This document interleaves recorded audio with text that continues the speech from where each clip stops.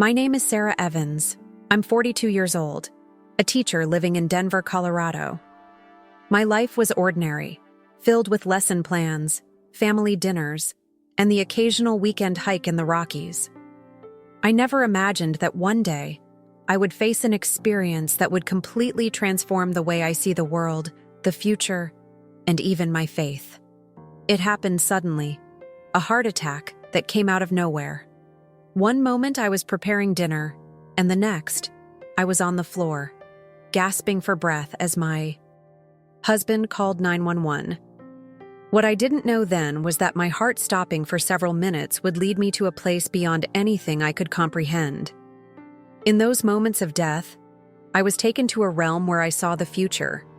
Not just my future, but the future of humanity.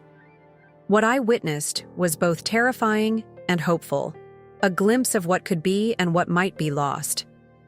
I was shown two paths, one of light, unity, and spiritual awakening, and another of darkness, suffering, and destruction. It was a warning, a message not just for me, but for all of us. The choices we make today, individually and collectively, will determine the path we follow. Stay with me, because what I'm about to share is not just a story, it's a call to action. What I saw could change the way you live your life. Before that day, my life was nothing extraordinary. I was a teacher at a local middle school in Denver, Colorado.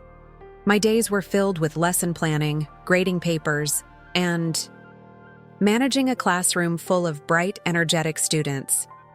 It was a rewarding but exhausting job, and I often found myself looking forward to the quiet moments at home with my husband, David, and our two kids, Emily and Josh. We lived in a modest home in a suburban neighborhood, surrounded by the kind of peaceful familiarity that makes you feel like life will always stay the same. On weekends, we would take hikes in the Rockies or spend lazy afternoons playing board games. It was a good life, but looking back, I can see that I was living on autopilot. I was so consumed by the day-to-day routine that I rarely stopped to think about the bigger picture, about faith, purpose, or the legacy I was leaving behind. I had grown up in a Christian household, attending church every Sunday and memorizing Bible verses as a child. But as I got older, faith became less of a priority. It wasn't that I stopped believing. I just became too busy, too distracted by the demands of life. God understands, I would tell myself. He knows I'm doing my best. But deep down, I knew something was missing. The day of the heart attack started like any other. It was a Tuesday evening, and I had just come home from work. I was chopping vegetables for dinner, thinking about the next day's lesson on the American Revolution, when I felt a sudden, sharp pain in my chest. At first, I thought it was indigestion, but the pain quickly intensified, radiating down my left arm. My vision blurred, and a wave of dizziness washed over me. I called out to David, but the words barely left my mouth before I collapsed to the floor. The last thing I remember was the sound of David's voice, panicked and urgent, as he called 911. And then, everything went dark. What I didn't realize at the time was that those few minutes of darkness would lead me to an experience that would change my life forever, a journey that would reveal the future of humanity and the role we all play in shaping it. The darkness was overwhelming at first. It wasn't just the absence of light. It was the absence of everything: sound, sensation, even thought. I felt like I was suspended in a void, completely alone. But then, gradually, something changed. A faint glow appeared in the distance, soft and warm, growing brighter with every passing moment. It wasn't an ordinary light. It felt alive, radiating love and peace in a way I had never experienced before. As the light grew closer, I felt myself being lifted, weightless, and free. It was as if all the burdens I had carried, stress, fear, even the physical pain I had felt moments before, were being stripped away. I was moving through a tunnel, but this wasn't like any tunnel I could describe. The walls shimmered with colors beyond the spectrum we know, and the air, if you could call it that, vibrated with a sound that resonated deep within me. It was like music, yet it wasn't. It was harmony itself. I emerged from the tunnel into a space that defies explanation. It wasn't a room, but it felt enclosed. It wasn't bound by walls or ceilings, but it felt safe. The light was everywhere, surrounding me, holding me. And then, I noticed a figure standing in the midst of the light. It wasn't harsh or blinding. Instead, it was warm and inviting, like the embrace of someone who knows and loves you completely. The figure was an angel. I can't explain how I knew, but there was no doubt in my mind. The angel was tall, radiant, and exuded an authority that was both gentle and commanding. Without speaking a word, the angel communicated directly to my soul. "Sarah," it said, the voice resonating not in my ears but within me. "You are here because there is something you must see." Before I could respond, the space around me shifted. It was as if a curtain had been pulled back, revealing a panoramic view of the earth. But this wasn't the earth I knew. The first thing I saw was darkness spreading across the globe, like ink spilled on a map. It wasn't a physical darkness. It was spiritual. People wandered aimlessly, their faces hollow and filled with despair. I could feel their emotions as if they were my own. Their confusion, their fear, their longing for something they couldn't find. "This is what happens when humanity turns away from the light," the angel said. "When selfishness replaces love, and pride takes the place of humility, the darkness grows." The vision shifted again, and I saw the consequences of this darkness. Natural disasters ravaged the land: hurricanes, earthquakes, wildfires, and people were left to fend for themselves. Nations fell into chaos, divided by greed and mistrust. Technology, once a tool for connection and progress, was being used to control and manipulate. I saw people willingly accepting implants, microchips, in the name of safety and convenience, but these chips became chains, stripping them of their freedom and individuality.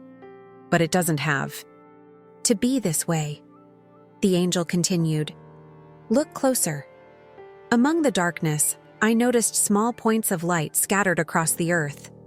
They were faint at first, but as I focused on them, I saw that they were people, ordinary people who carried the light within them. They weren't perfect, but they chose love over hate, compassion over indifference, faith over fear. Their light pushed back the darkness around them, creating pockets of hope and unity. "These are my children," the angel said. "They are the ones who choose to reflect the light, even when it's difficult. Their actions, no matter how small, have a ripple effect that reaches farther than they can imagine." The vision shifted again, and I saw a different future, a world filled with light. People worked together, cared for one another, and lived in harmony. There was still pain and struggle, but it was met with kindness and hope. This was a future where love and faith prevailed, where humanity thrived by embracing the light. "This is what can be," the angel said. "But it is not guaranteed. The future is not set in stone. It is shaped by the choices made every day, by every person." I was overwhelmed by the enormity of what I had seen. The darkness, the chaos, the suffering. It was terrifying. But the light, the hope, the possibility of a better future, it filled me with a sense of purpose. I realized then that I wasn't just an observer of this vision. I was part of it. We all are. "Sarah," the angel said, turning to me, "you must share what you have seen. The time is short, and the choices made today will determine the path humanity takes.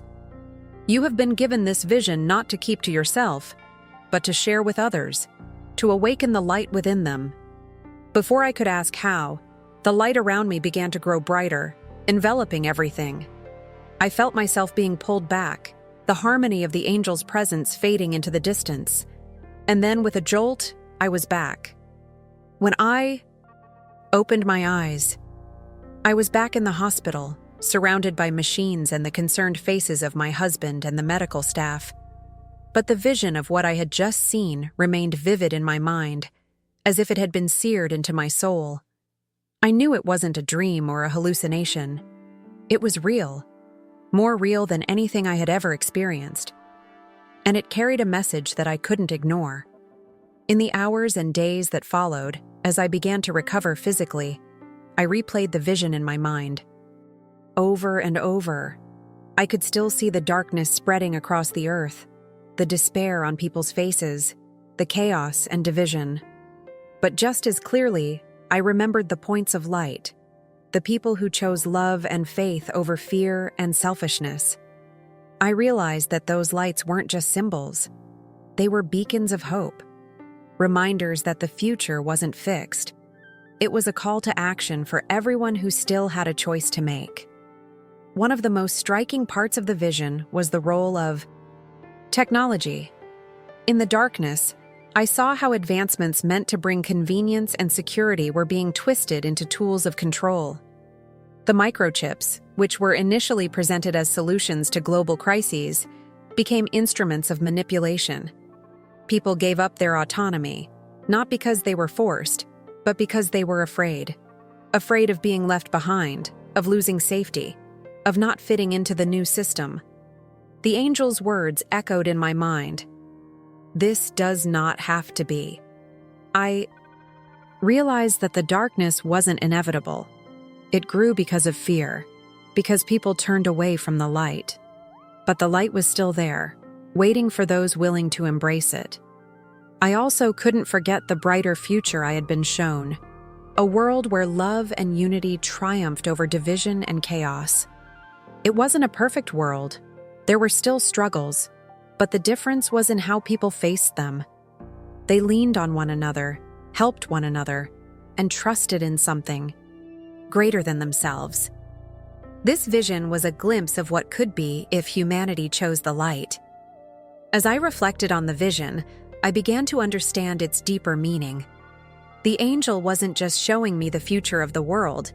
It was showing me the impact of individual choices. Every act of kindness, every moment of compassion, every decision to choose faith over fear was a step toward the brighter future. And the reverse was also true. Every selfish act, every choice to prioritize pride or convenience over love contributed to the darkness. I thought about my own life, about the times I had let fear or busyness take priority over faith and purpose. I thought about the moments when I could have been a light, but chose instead to remain in the shadows. It was a humbling realization, but it was also empowering. Because if my choices could contribute to the darkness, they could also contribute to the light. The angel's final words to me rang in my ears. You must share what you have seen. At first, the idea was daunting. How could I explain this to anyone? Would they even believe me? But then I remembered something else the angel had said. The time is short. This wasn't about convincing people. It was about sharing the truth, planting a seed that could grow in their hearts. It wasn't my job to control the outcome. It was my job to be faithful to the message. As the days turned into weeks, I started sharing my experience with those closest to me. I told my husband first, and to my surprise, he believed me. Sarah, he said, I don't know how to explain it, but I can see it in your eyes. You've changed. Whatever happened to you, it's real.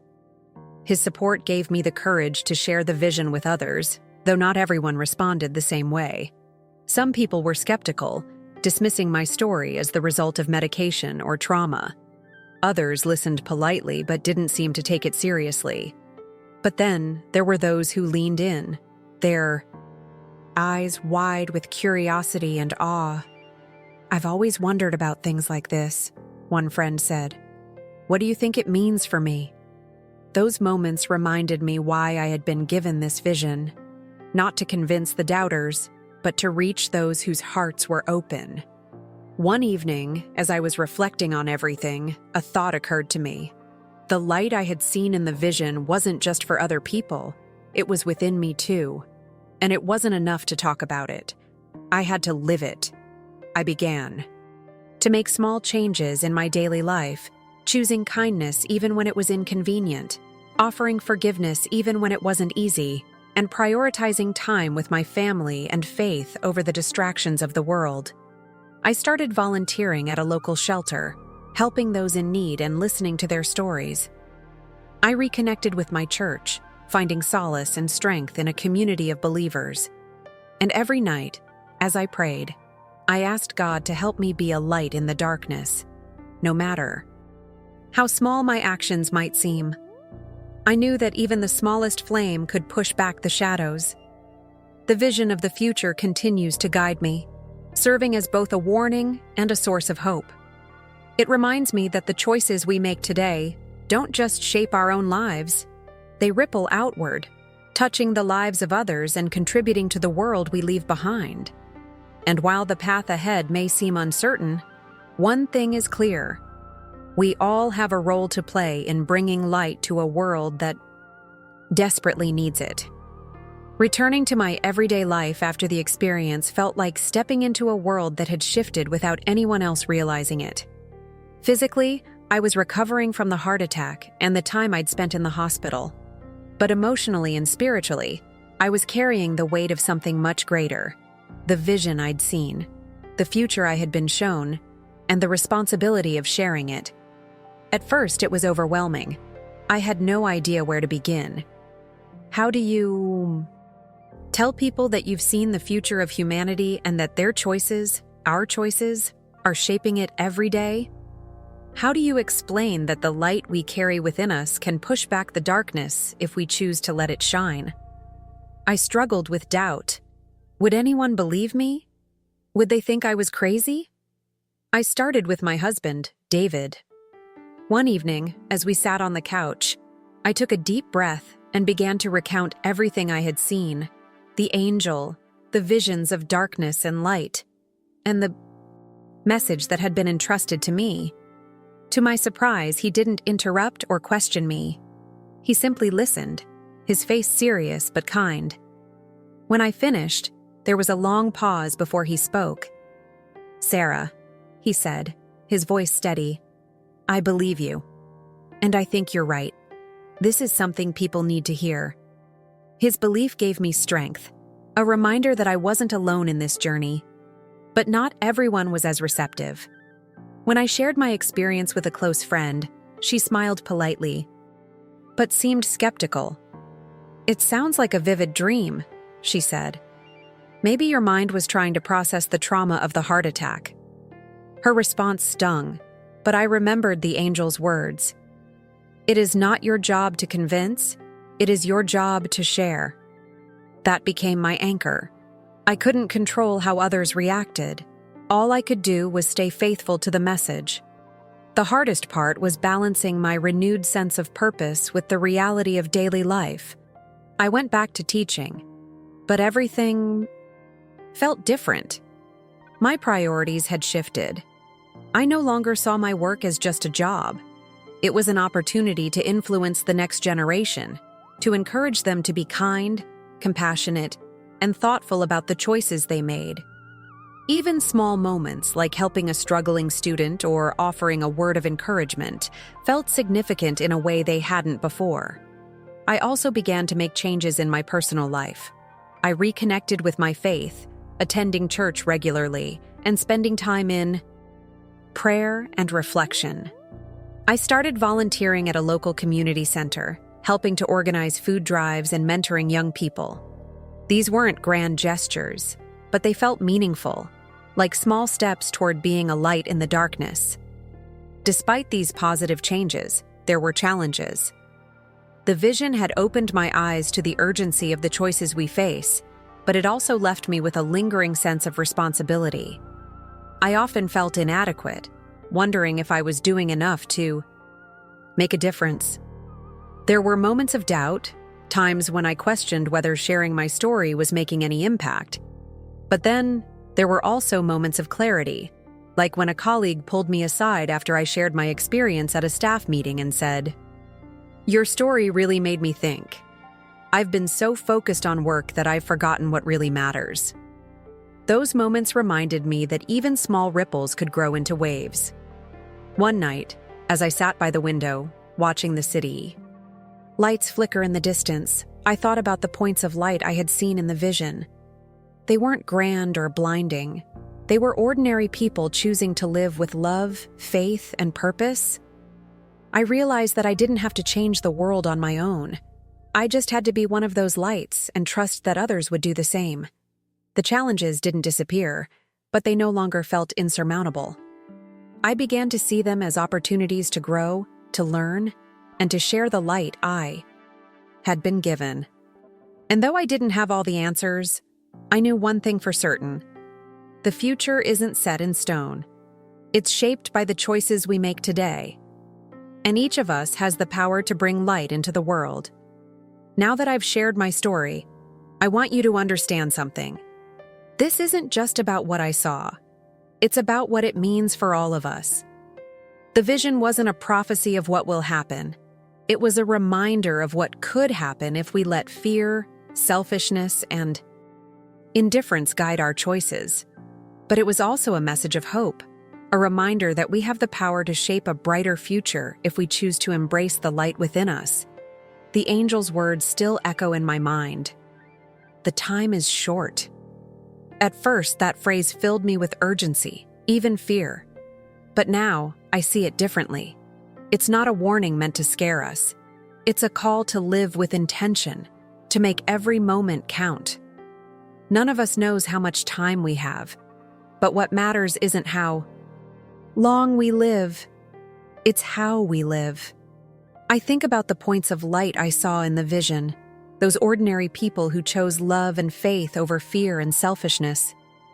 They weren't perfect, but their choices, however small, pushed back the darkness. That's what I want for myself, and it's what I hope for you. You don't have to be extraordinary to make a difference. You just have to choose, moment by moment, to let your light shine. Since my experience, I've made changes in my life. I've started prioritizing the things that truly matter: my family, my faith, and my connection to others. I've learned to see every interaction as an opportunity to reflect love, whether it's through a kind word, a helping hand, or simply being present. And while I still face challenges and doubts, I hold on to the hope that even the smallest acts of kindness can create ripples that reach farther than we can imagine. So, I ask you now, what kind of future are you helping to create? Are your choices bringing light into the world, or are they adding to the darkness? It's not an easy question, but it's one we all need to answer. The beauty of it is that every moment is a new opportunity to choose differently, to choose better. It's never too late to change the direction of your life. If my story has touched you, if it's made you reflect on your own life, I encourage you to share it. Share it with someone who might need to hear this message. Let's create a ripple of light together. One that pushes back the darkness and reminds us all of what truly matters. Because the future isn't set in stone, it's shaped by the choices we make today. And each of us has the power to make a difference. Thank you for listening to my story.